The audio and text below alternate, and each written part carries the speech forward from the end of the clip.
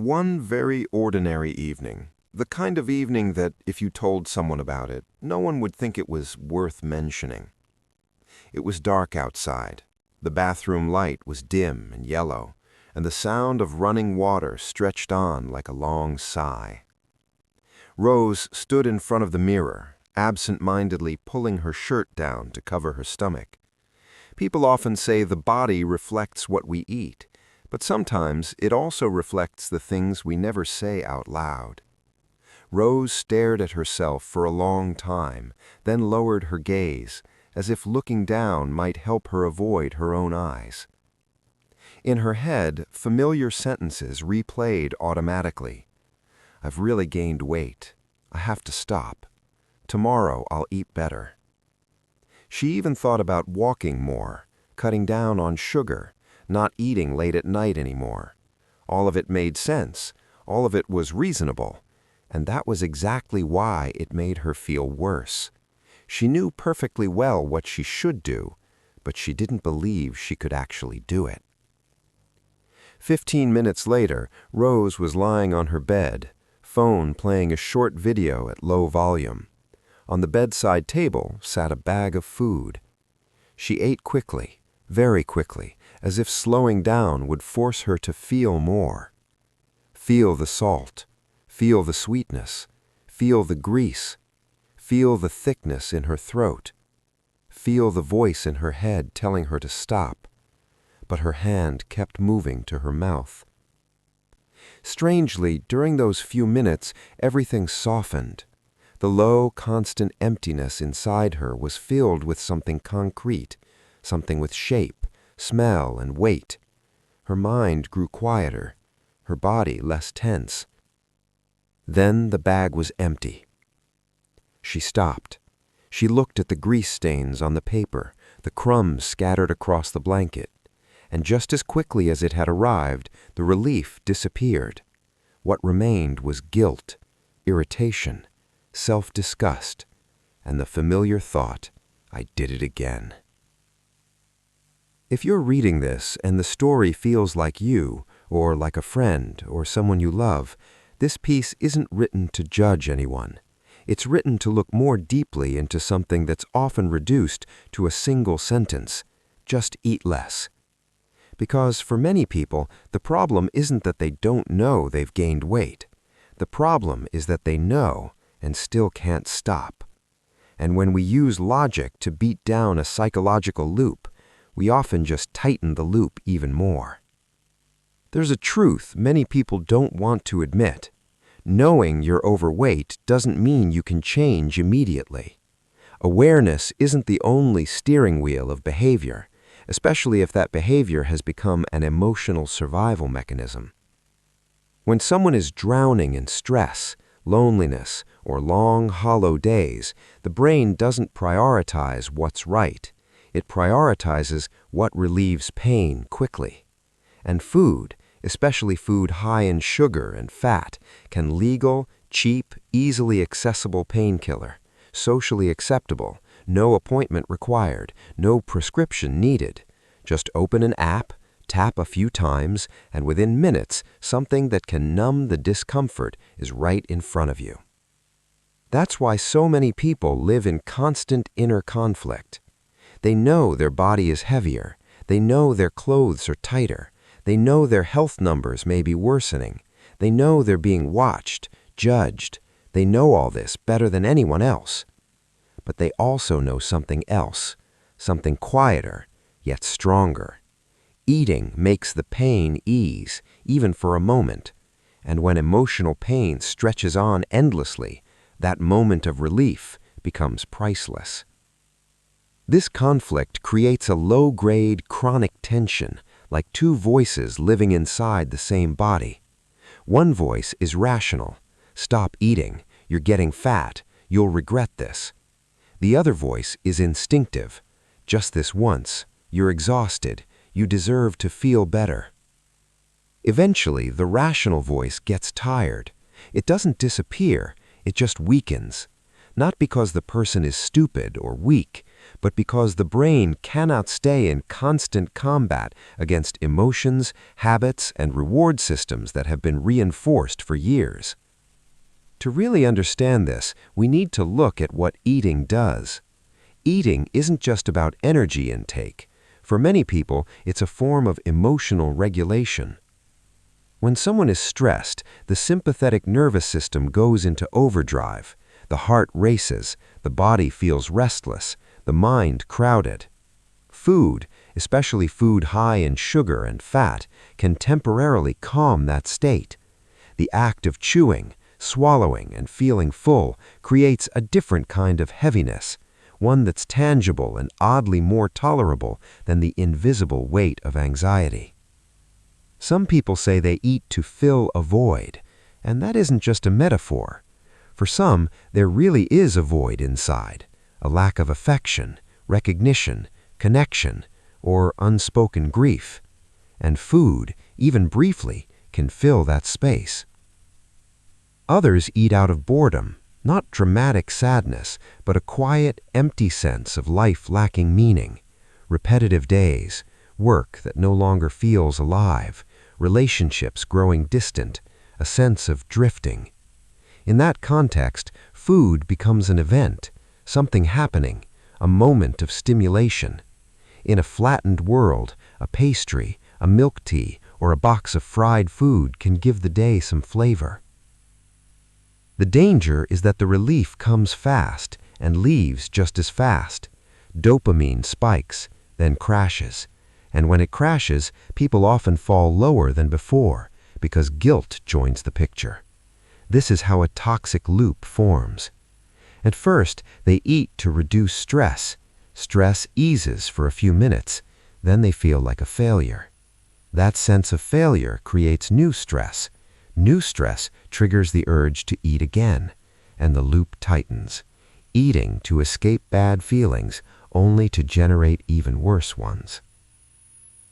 The guilt in this loop is rarely mild. It often comes with self-contempt. I'm disgusting. I have no willpower. I'm a worse version of who I used to be. And when someone hates themselves, it becomes incredibly difficult to care for themselves. Can you nurture something you despise? Can you be patient with someone you look down on? It's hard. So many people slide into another state, giving up. Giving up doesn't always look like, I don't care anymore. Often it sounds reasonable. I'm too tired today. I've had a stressful day. I'll start again tomorrow. One meal won't matter. Each sentence sounds harmless, even compassionate. But when they appear every day, they become bridges from one loss of control episode to the next. And there's a deeper, more painful form of surrender. I'm already fat. What difference does it make? When belief in change collapses, people choose short-term comfort over long-term goals they no longer believe are reachable. Many assume the issue is a lack of discipline, but discipline is a finite resource, like a battery. When you're sleep-deprived, stressed, pressured at work, lonely, or constantly judged, that battery drains. Food, meanwhile, is always available. That's why on the days when discipline is weakest, uncontrolled eating is often strongest, not because the person has suddenly become worse, but because they no longer have the energy to fight a deeply ingrained habit. At this point, many people lose touch with their body's signals. They can no longer distinguish hunger from craving or hunger from emotion. Some hunger comes suddenly and violently, demanding immediate action. But often that isn't biological hunger. True physical hunger builds gradually and can be satisfied by almost any food. Emotional hunger is picky. It wants a specific taste, a specific sensation. It feels more like a demand than a need. And people often realize this only after eating, when their stomach is full, but their heart is still unsettled. Disconnection deepens when people eat in distraction, scrolling, working, watching shows. The brain doesn't fully register fullness, But more deeply, distracted eating is also a way to avoid the present moment. When you're fully present, you might feel empty, anxious, sad. When your eyes are glued to a screen and your mouth keeps chewing, you don't have to face those feelings. There's another layer few people dare to talk about. For some, uncontrolled eating isn't just soothing, it's self-punishment. It sounds paradoxical, but human psychology is complicated. When someone believes they're unworthy, broken, or beyond repair, they may unconsciously choose behaviors that confirm that belief. Overeating, then hating oneself for it, becomes a way of saying, "See, I was right about myself." Others grew up in environments where food equaled love. Rewards meant treats. Comfort meant candy. Family meals were the only moments of togetherness. The body learned food equals safety. As adults, when anxiety hits, they return to that safety. Some carry wounds from body shaming, comparison, humiliation. Unhealed, those wounds remain like bruises inside. When triggered, something is needed to numb them. Food works fast. At more severe levels, some people develop eating disorders. At that point, eating is no longer a choice or discipline issue. It's marked with loss of control, urgency, dissociation. Afterwards comes intense guilt and pain. This is a psychological issue that deserves serious attention. Telling someone in this state to just be strong is like telling a depressed person to cheer up. That's why people like Rose hate being told to just eat less.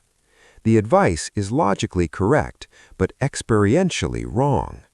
It ignores the invisible war with emotions, habits, self-hatred, exhaustion, helplessness. When someone has already blamed themselves enough, another judgment only adds stress, and stress fuels the loop. Not everyone who is overweight shares the same psychology. Not everyone who eats a lot eats emotionally. Biology, environment, sleep, hormones, medication, genetics all matter. But in cases where someone knows they're overweight and repeatedly eats out of control, food is often being used to solve another problem. And if that root problem isn't addressed, surface-level solutions rarely last. There's a specific moment many people experience, the moment they stop eating because it tastes good and start eating because they need to. When you eat for pleasure, you can stop. When you eat for survival, stopping feels like losing your only support. Imagine you're shaking from cold. There's a blanket in front of you. Someone says, "Don't use it, you'll get too warm." They're not wrong in theory, but you're cold, and you need the blanket. For many people, food is that blanket. So, if you want to understand them, the question isn't, why don't they stop, but why do they need food to endure? When you ask the second question, the picture changes. Behind the open fridge at midnight may be a tired heart. Behind repeated food orders may be an exhausted brain. Behind a growing body may be an emotional life that has shrunk, folded inward, and chosen the easiest path to survive. Here's a painful but honest truth. Many people only begin to change when they hate themselves less. Sustainable change cannot grow from contempt. It needs healthier soil, the belief that one deserves care. For people trapped in emotional eating loops, motivation doesn't begin with, "I need to be thinner." It often begins with, "I'm so tired. I want to feel lighter, not just in my body, but in my heart."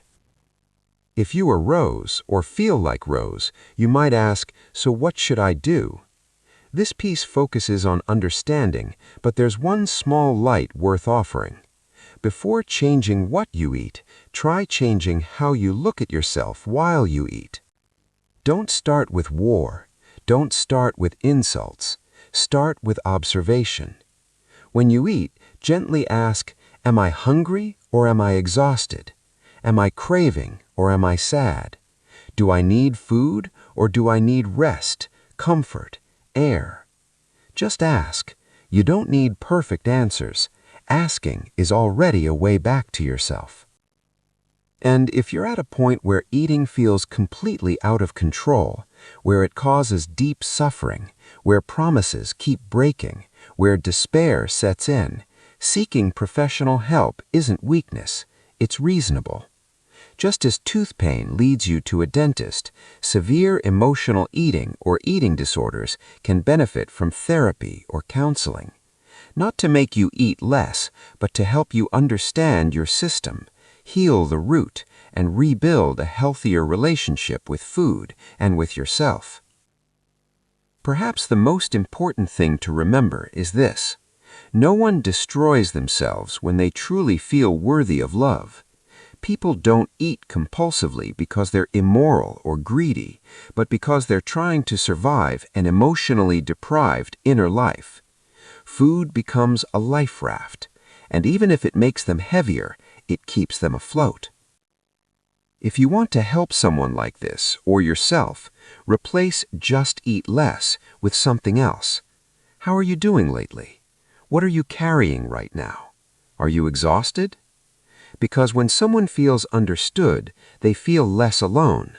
When they feel less alone, they need food less as a substitute, and only then does space open up for real choice.